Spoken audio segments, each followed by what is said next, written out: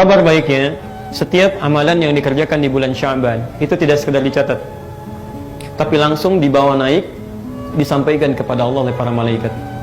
Allah itu sudah tahu, sudah maha tahu sebelum disampaikan, akan dikerjakan, setelah dikerjakan, semua diketahui oleh Allah. Tidak ada yang luput dalam pengetahuannya.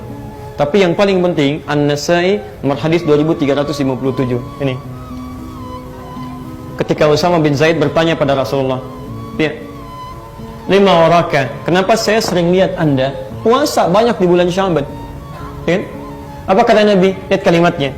Dzalika syahrun yaghfulu fihi an-nas. Itu adalah bulan yang sering orang lalai untuk mengerjakan amal saleh. Karena Rajab biasanya berangkat ibadah, Ramadan ibadah, Sya'ban mulai istirahat. Sehingga tidak ada persiapan ke Ramadan. Dan di bulan itu, khusus bulan itu amalan-amalan itu setiap dikerjakan, diangkat, disampaikan, disebutkan kepada Allah.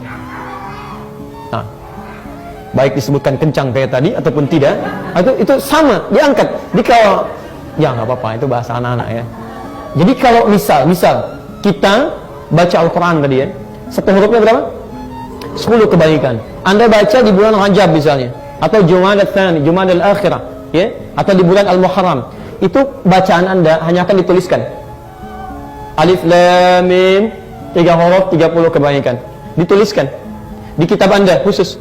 Nanti di akhirat ditampakkan, diperlihatkan pada kita pahala kita.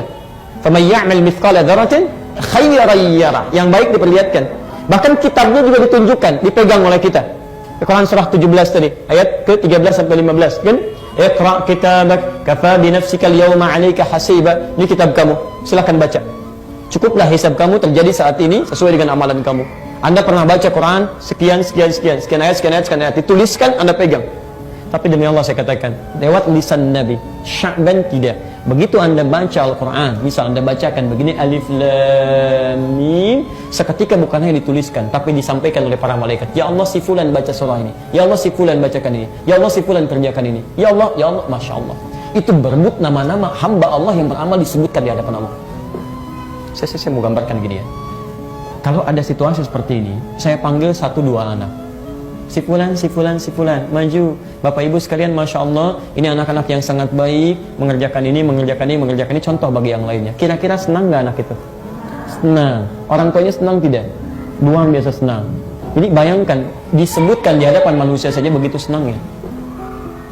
Gak usah disebut, dituliskan di majalah. Anda bikin buletin misalnya kan, tuliskan, keluarga teladan, begini, sebarkan ke masyarakat, diketahui. Masya Allah, jadi contoh bagi yang lain. Senang tidak? Senang, padahal mungkin itu cuma buletin RT yang bikin Anda juga gitu kan, dan sebagainya, dibaca di lingkungan sekitaran. Tapi ada perasaan bahagia di situ. Ya, ketika nama kita disebutkan dalam kebaikan. Maka bagaimana ketika nama Anda disebut di hadapan Allah Subhanahu wa taala? Ya Allah, si fulan begini, ya Allah, si fulan begini, ya Allah, si fulan begini. Nabi saja itu berlomba untuk bisa disebutkan. Kata beliau, fa uhibbu an yurfa amali wa ana shaim. Saya sangat bahagia ketika saya disebutkan nama saya, diangkat amalan saya sedang puasa. Karena kenapa Nabi pilih puasa? Karena umumnya orang-orang puasa akan cenderung mengerjakan amalan lebih banyak dibandingkan dengan yang tidak puasa. Silahkan, sunnahnya bisa kerjakan, baca Qurannya dilakukan dan sebagainya. Sehingga ketika dikerjakan banyak disebutkan, ya Allah, si fulan.